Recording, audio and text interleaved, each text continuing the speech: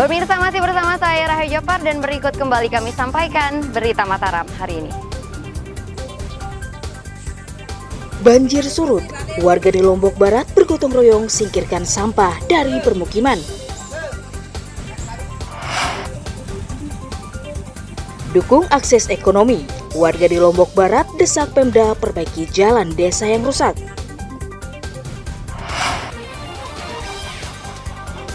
Harga pakan naik, harga telur ayam di Lombok Timur semakin mahal.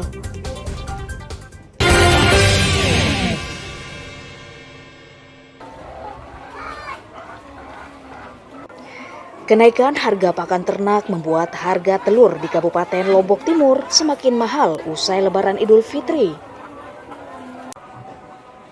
Seperti peternak ayam di Kecamatan Suralaga yang menjual telur mulai Rp47.000 hingga Rp55.000 per papannya.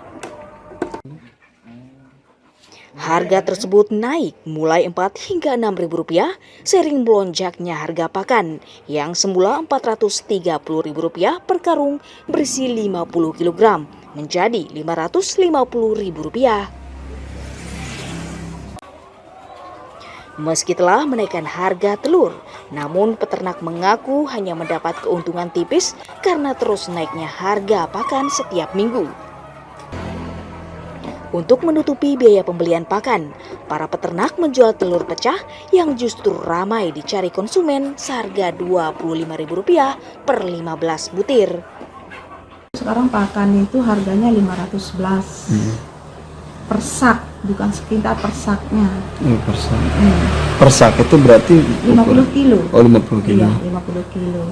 Terus jagung naik 50, 55. Terus dedak 3.000. Terus untuk menutupi ini, Bu, bagaimana caranya? Menutupi apanya? Mahalnya harga Standar sudah harga sama telur ini.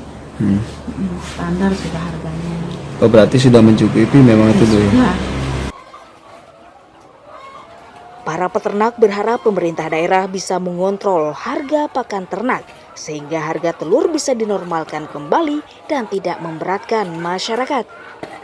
Muhtadun melaporkan dari Kabupaten Lombok Timur.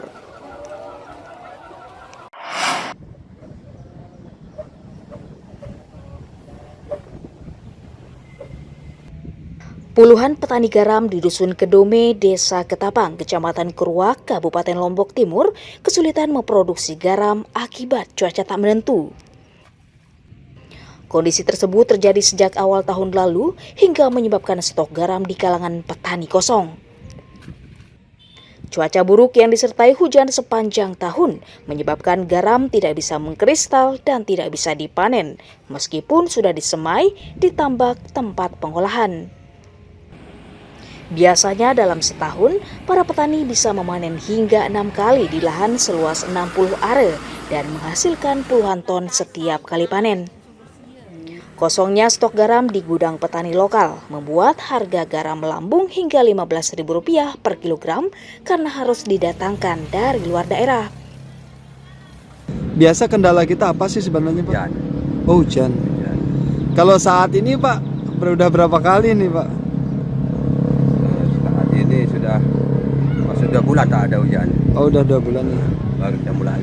Oh, ini udah baru mulai, Pak, ya? Mulai. Nah, terus kalau harga garam sendiri itu apa, Pak, sekarang? Sekarang harga garam mahal. Mahal ya? Berapa, Pak, sekarang biasanya?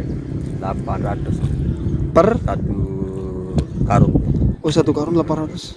Para petani garam berharap bisa mendapatkan stimulan dari pemerintah daerah untuk meringankan beban mereka selama tidak berproduksi akibat cuaca saat ini. Muhtadun melaporkan dari Kabupaten Lombok Timur. Kilogram atau 1.571.586 gram sabu. Kepolisian daerah Nusa Tenggara Barat memusnahkan sabu-sabu dan ganja hasil pengungkapan kasus narkotika selama 2 bulan terakhir. Pemusnahan digelar di lapangan Baradaksa Polda dengan disaksikan sejumlah perwakilan aparat penegak hukum hingga muspida dan tersangka. Narkotika berupa 1,6 kg sabu-sabu dan 9,8 kg ganja merupakan hasil sitaan 21 kasus narkoba yang menjerat 23 orang tersangka. Pengungkapan tersebut sebagai komitmen bersama menyelamatkan ribuan jiwa dari ancaman narkotika yang saat ini sudah merambah ke daerah. Dengan tersangka 23 orang yang ada di hadapan kita semua, kemudian dengan 3 macam narkotika, yaitu yang pertama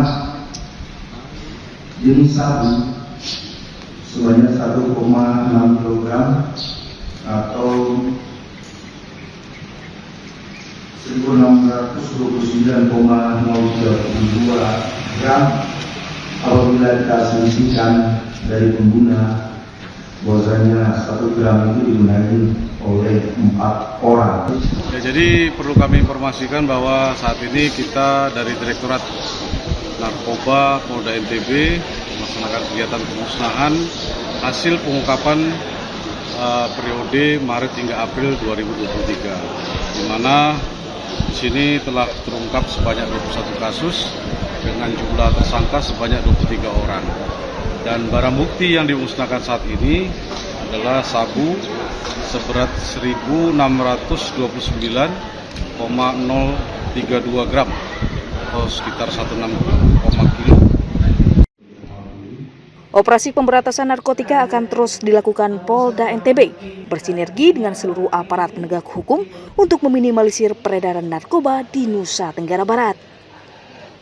Awaludin melaporkan dari Kota Mataram.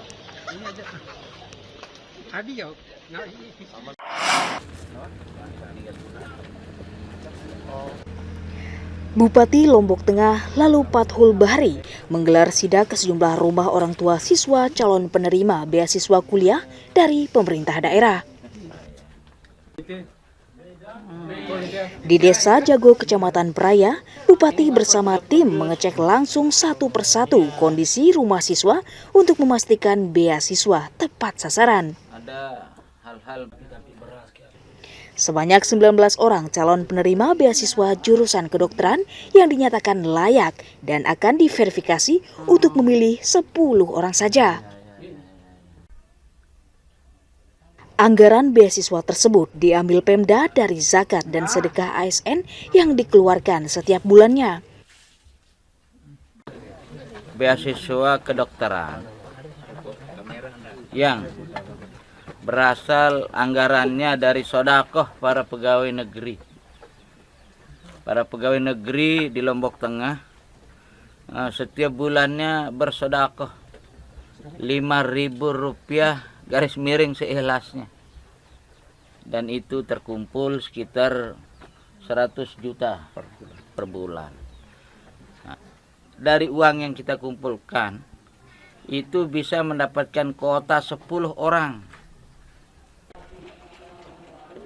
Ida Sulfiana, calon penerima beasiswa, berharap bisa lolos mendapatkan beasiswa untuk melanjutkan impiannya menjadi seorang dokter. Ida tinggal bersama orang tuanya di rumah berukuran 5x8 meter dalam kondisi memprihatinkan dengan hanya satu lampu penerangan.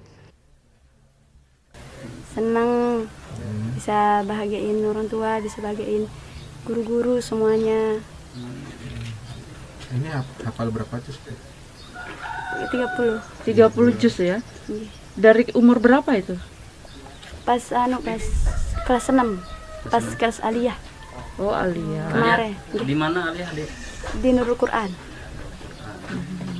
Ya, memang ada rencana memang mau ngambil jurusan kedokteran atau gimana? Udah dulu pas SMP, cuman karena kondisi jadinya nggak lagi. Anak saya seperti ini karena saya punya anak.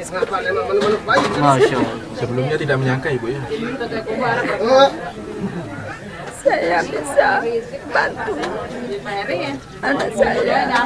Besok saya sudah tua agar itulah yang. Kedua orang tua berharap agar anaknya bisa masuk universitas jurusan kedokteran agar kelak bisa membantu warga yang kurang mampu. Lukmanul Hakim melaporkan dari Kabupaten Lombok Tengah.